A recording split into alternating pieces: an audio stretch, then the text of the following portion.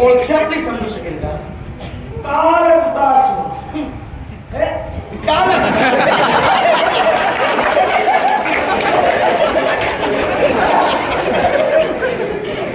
नेमकं तुला काय वाटतं हे काय? तुझा मूर्खपणा झाला असेल तर थोडा ऐकून घे. तू शाळा पण चालू कर. नाव सांगितलंस कालकुटासूर. मग कालकुटासूर तुझं बोलणं आणि तुझी कृती मी नराधमाची ठरवली याच्या मुळाशी कारण होतं. सांगा. एका स्त्रीकडे आपला पुरुषार्थ जिथं तू साध्य करू पाहत होता, एका स्त्रीच्या नाशाबद्दल हाती शस्त्र घेऊन आणि स्त्री जातीचा स्वाभिमान पायदळी तुडून एका स्त्रीकडे आपले पराक्रम तू सिद्ध करू पाहत होतास. अर्थात स्त्री जातीला तुच्छ लेखणारा पुरुष माझ्या दृष्टीनं नराधम आहे. माझा बोलून झालेला नाही. माझा बोलून झालेला नाही. पण माझाही एक म्हणजे काय तूच बोलला नाही.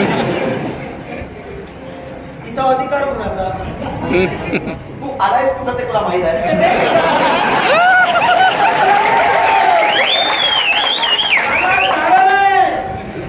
तुला मी का विचारलं?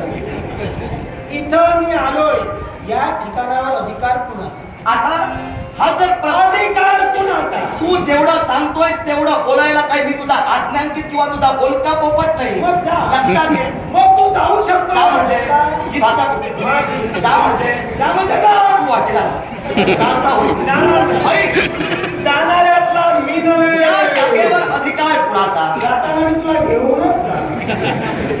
या जागेवर अधिकार कुणाचा? कुणाचा? ज्या अधिकार क्षेत्रात तू पावलं टाकलीस ती माझी अधिकार क्षेत्राची भूमी आहे. मग मला एक सांग, एवढा वेळ झाला, बराच कालावधी मागे लोटला, मी इथपर्यंत आलो ही आलेली माझ्यावर. तुम्ही कुठं होता? तुमचं सैन्य कुठं होतं? मी जर इथपर्यंत पोहोचू शकतो, माझा प्रमाण जर मी घडवू शकतो, तर नेमके तुम्ही का आला आणि तुम्ही कोण? तेवढे दिवस होतात कुठे? एवढे दिवस होतात कुठं हा प्रश्न एवढा केलास? वेळ. हा? एवढा वेळ. ती काय ते ठरवून एवढा सांग. वेळ. एवढा वेळ मी कुठं होतो या प्रश्नाचं उत्तर देईल. हा. ज्या भूमीत सांप्रदाय विखंडवाद ही कृती आपण निर्माण करणार ही हस्तिनापुराची भूमी. आणि या हस्तिनापुराचा नृपदंड राजा सौवर्णाने आपल्या हाती घेतला. जनतेच्या इच्छा परिपूर्णतेसाठी आणि जनतेच्या संरक्षणार्थ मी खेळत होतो. पण एवढा वेळ मी कुठं होतो या प्रश्नाचं उत्तर देतोय. सांप्रत हे अरण्य आहे आणि या अरण्याची अराजकता आपण निर्माण करू पाहता. पण शिकारीच्या निमित्तानं राजप्रासादाचा त्याग केला आणि राजप्रासाद सोडून या घोर कांतारी मी प्रवेश करता झालो. पण माझ्या जीवनात घडलेली एक घटना, शिकारीच्या निमित्तानं बाहेर पडत असताना ज्या अश्वावर अश्वारूढ होऊन राजा सौवर्ण या अरण्यात हिंस्र शापदांची शिकार करत होता, तो माझा घोडा, तो माझा अश्व मृत झाला. आणि म्हणूनच अश्व माझा मृत झाल्यानंतर खरं ते सांगतोय, तुझ्यासारखं काहीतरी ठुकून सांगतोय. माझी ग्रंथी का केव्हा झाली? कळलं कसं? आल्याला बोलण्याच्या पद्धतीवरून मी समजून गेलो. राजाचा तिसरा नेत्र आहे. राजाचा तिसरा नेत्र आहे. ज्ञान चक्षु वगैरे मला सर्व काही समजता येते. बा तुला समजलं कसं? तू होतास कुठं? असले नको ते प्रश्न माझ्या समोर तू काय म्हणालास? हिच्या समवेत पराक्रम गाजवितोय. एखादी स्त्री जर हट्टी असेल आणि तिला जर का युद्धाची खुमखुमी असेल तर समोरच्या पुरुषानं काय करावं? मग तिला युद्धाची खुमखुमी होती म्हणून तू तिच्या इच्छेसाठी शस्त्र होतं करत हो, होतास. तिला मारत होतो मी. आता तू काय बोल? योग्य तेच बोलतोय, तुला कळत नाहीये. माझा हट्ट एकाच, हस्तिनापुराच्या भूमीत तू वितंडवाद निर्माण केलास. माझ्या पवित्र भूमीत निर्माण करण्याचा प्रयत्न केलास. अर्थात ज्यानं अनैतिक आचरण केलं, माझ्या हस्तिनापुराची भूमी स्त्री जातीचा अभिमान कलंकित केली, त्याला जगण्याचा अधिकार राजाने.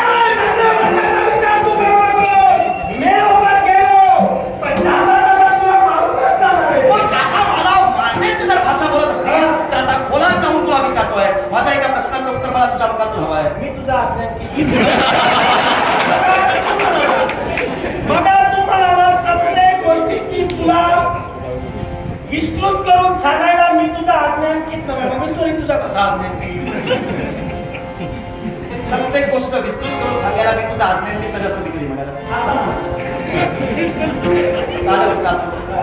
तुझ्या पूर्वजांच्या ख्यातिकीर्तीला आणि तुझ्या वक्तव्याला कलंकित करण्याचा प्रयत्न झालं तरी चालेल, पण पंचमाचा एक ठेवणार नाही. तू काल कुतासून तुझं नाव सांगितलंस. अर्थात राजघराण्यांची वंशावळ ही लिहून ठेवली जाते. अर्थात राजघराण्यात जो जो राजकर्ता जन्माला येतो त्या राजकर्त्याला 12 वर्षाच्या प्रदीर्घ कालावधीत गुरु आश्रमात इतरत्र राज्यांची, देवगणांची, यक्ष, किन्नर, गण, गंधर्व यांची सविस्तर माहिती दिली जाते. अर्थात तुझी ओळख ज्यावेळी तुझ्या नावाविषयी तू सांगितलीस त्यावेळी मी समजून चुकलो तू कोण आहेस. मग जर तू माझ्या अधिकार भूमीत येऊन जर मलाच मुखऱ्यावर उलट शब्दाने ताडण करत असशील तर मला एक गोष्ट तुझ्या मुखातून ऐकायची आहे. ज्या हेती प्रयती यांच्या कुलात तुमच्या खऱ्या अर्थाने जन्म झाला. हेतीपासून यक्ष आणि प्रहेतीपासून राक्षस जन्माला आले. प्रहेतीच्या कुशिकुलात खऱ्या अर्थानं विद्युतकेशीच्या कुशिकुलात सुकेशी आणि सुकेशीच्या कुशिकुलात माली सुमाली माल्यवान आणि यांचा स्वाभिमान घेऊन झटणारे त्या मागचे तुम्ही उपटसून दे. मग मला एकच तुला विचारायचं आहे, जर तुझ्या पूर्वजांचा इतिहास हा आतापर्यंत धर्मशास्त्राच्या न्यायावर जर झाला, तुझे आजपर्यंतचे पूर्वज हे आपल्या पराक्रमाची गणना समान आश्रय समान योद्धा विषयाशी सक्षमीय युक्तीला करत होते, तर तू एका स्त्रीवर शस्त्रयुद्ध करून तुझ्या कुलाची शाल्यता का दागालीस? प्रश्नाचं उत्तर होय. सुंदर प्रश्न केला. मी सुंदरच बोलतो. पण त्या अगोदरच मी तुला म्हणालो तिला युद्धाची कोणती म्हणून मी युद्ध केलं. कारण हिच्याशी युद्ध केलं याला कारण युद्ध करायचं नव्हतं, याला मारायचं होतं मला. आता याला का आता माझं याला कारण सूर्यदेवाची कन्या आहे.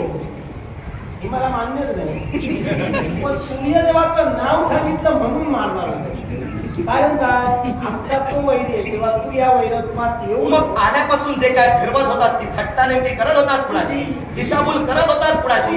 राजा संवरण अप्रबुद्ध नव्हे तेव्हा तुझा अप्रबुद्धपणा आणि तुझी अक्कल तू आता वेशीवर टाकून घेतलीस. तेव्हा मला तुला एकच सूचित करायचं आहे, तुझ्या पूर्वजांनी आजपर्यंत सूर्यदेवांशी असणारं वैमनस्य हे सूर्य देवतेबरोबर प्रतिकार करून सिद्ध केलं. मग तू जर सूर्यकन्या या सूर्यकन्येवर शस्त्र करून तुझ्या कुलाची शालीनता जर दागत असेल तर माझ्या दृष्टीनं मी सांगितलेलं विधान सत्य होतंय. माझ्या दृष्टीनं तू नराधमच आणि नराधम काय त्याच्या पुढे जाऊन नीच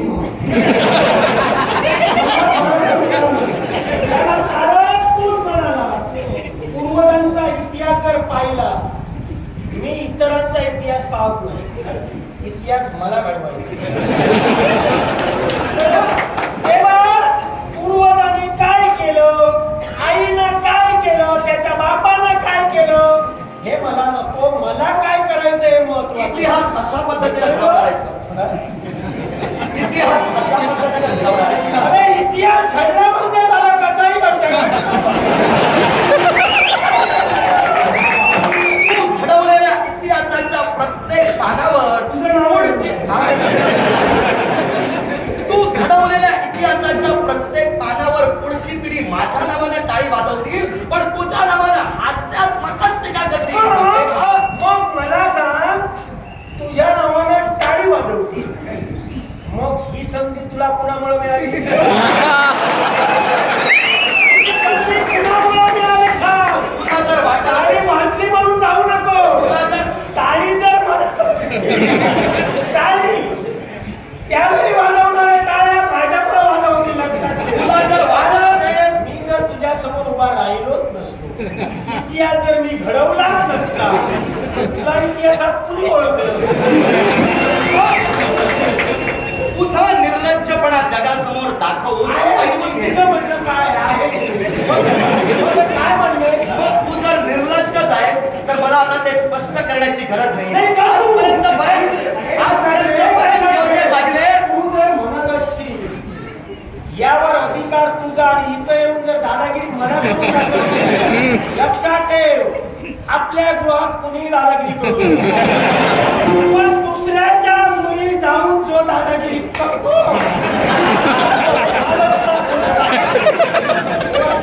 जास्त दादागिरी करायची नाही. सागराला आलेली ओटी भरती ओटी करून टाकेल. भक्ती काय ते सांग. भक्ती किंवा होती भरती आणि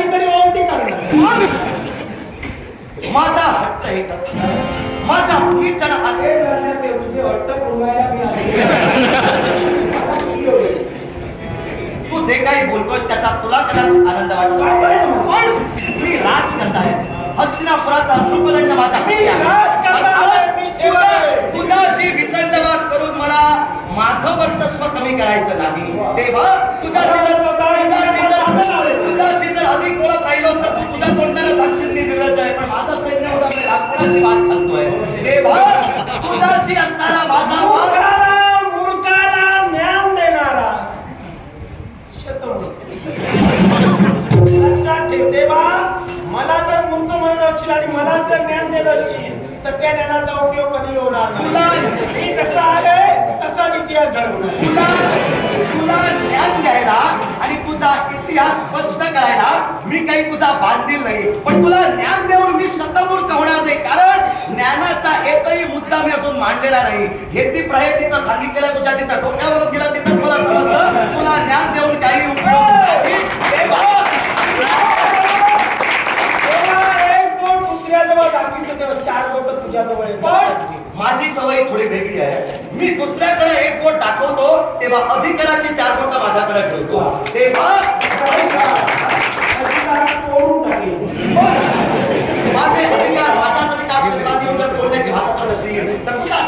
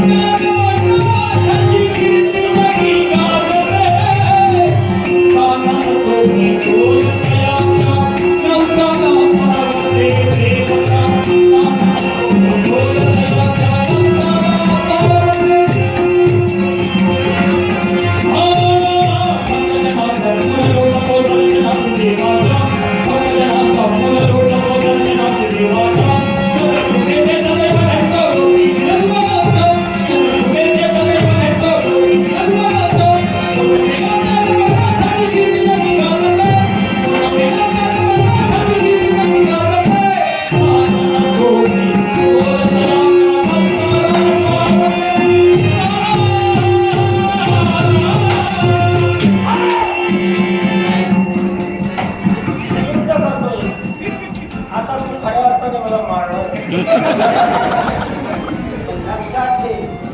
आघात असा करे